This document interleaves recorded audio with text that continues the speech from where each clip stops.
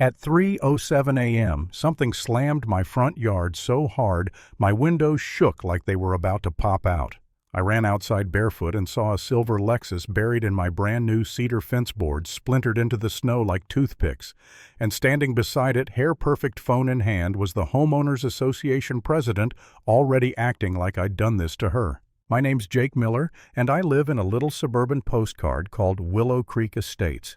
You know the type, fresh mulch identical mailboxes, community standards printed in fancy fonts.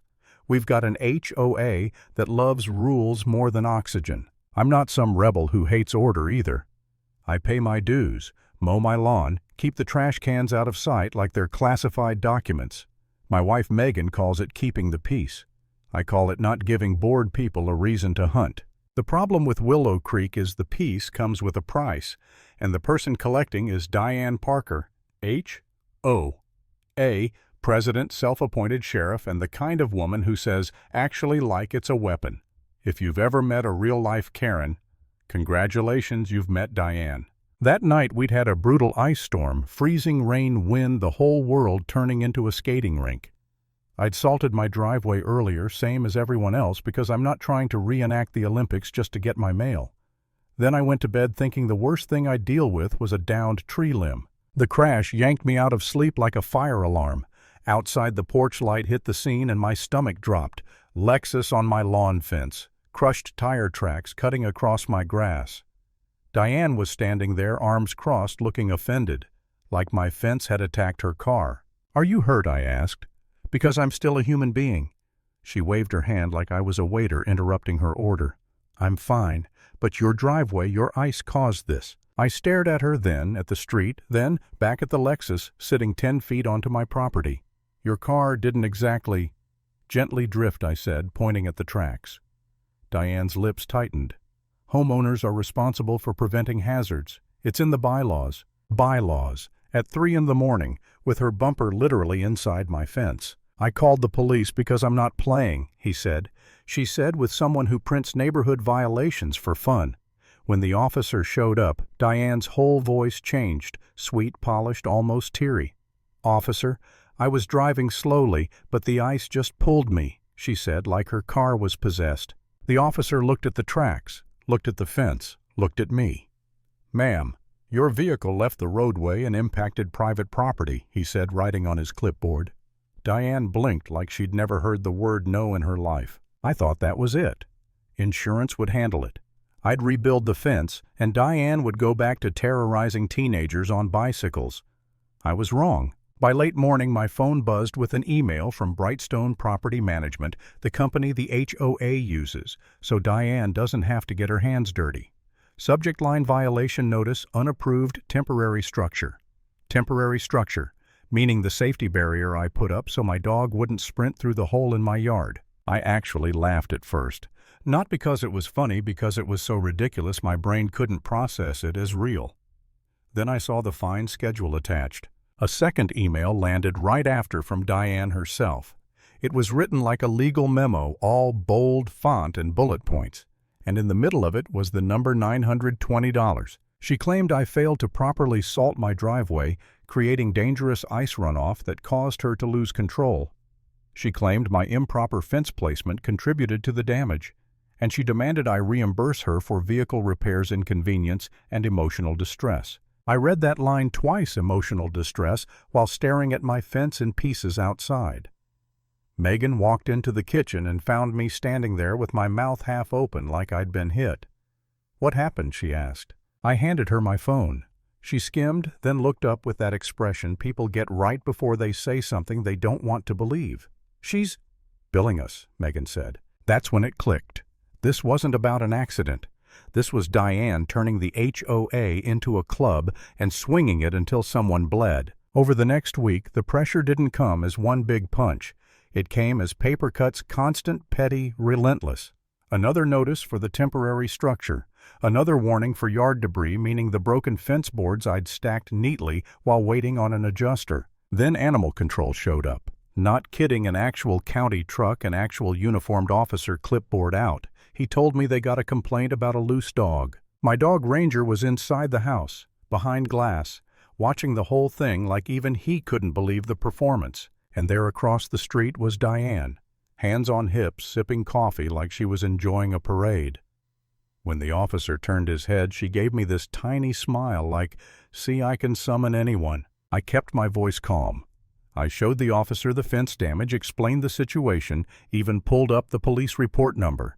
He shrugged in that tired way public employees do when they know exactly what's happening but can't say it. "Fix the barrier. Keep the dog secured." That's all he said, and left. Diane didn't. She walked closer heels, crunching on the ice, and lowered her voice just enough to be private. "This neighborhood has standards, Jake," she said. "If you can't meet them, there are other places to live." That night I sat on the edge of my bed in the dark, scrolling through emails and fine notices. Not dramatic, just exhausted in a very real adult way.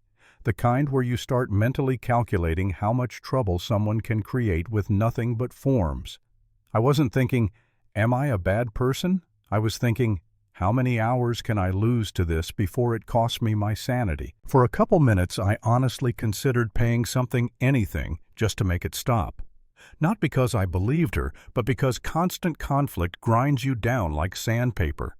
Then I pictured her smug little smile across the street, and I felt something inside me go cold. I opened my laptop and started saving everything. Screenshots of her emails, the police report number, photos of tire tracks, fence damage, weather alerts. If Diane wanted paperwork, fine, she was going to drown in it. The next morning I called a local attorney named Caleb Hart. He wasn't flashy, no billboard smile, no TV commercials. He listened, asked 3 pointed questions, and then said, "This is retaliation, and she's leaning on the HOA to do it." Caleb had me do 3 things immediately. First, get statements from neighbors, anyone who saw the crash or had dealt with Diane's selective enforcement. Second request, the HOA bylaws and enforcement history, because the paper trail always tells on people like her. Third, show up to the hearing. Because yes, Diane had scheduled an official violation hearing at the community clubhouse like I was on trial for war crimes. "You're not going alone," Caleb said. "People behave differently when they realize you understand the rules." Hearing night, the clubhouse smelled like cheap coffee and old carpet. Rows of folding chairs, fluorescent lights, and a long table up front where the board sat like judges. Diane was in the middle posture, perfect, a little gavel-looking thing beside her hand, like she'd been dying to use it. She opened with this rehearsed tone. "Item 3. Violation hearing for 214 Hawthorne Lane," she said, staring directly at me. Then she smiled tight, sharp, the kind of smile that doesn't reach the eyes. I stood up with Caleb beside me. "Jake Miller," I said, "and this is my attorney." You could actually hear the room shift, little murmurs, people sitting up straighter. Diane blinked once, then recovered.